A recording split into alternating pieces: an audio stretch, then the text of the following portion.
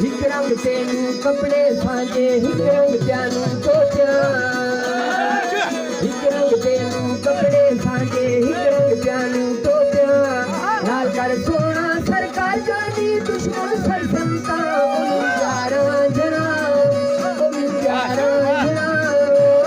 प्यारा जना लगता तो सोना जानी खुलने वाला डोला सोनू का कर सोना कथा देती सोने डोला प्यारा जना प्यारा जना प्यारा जना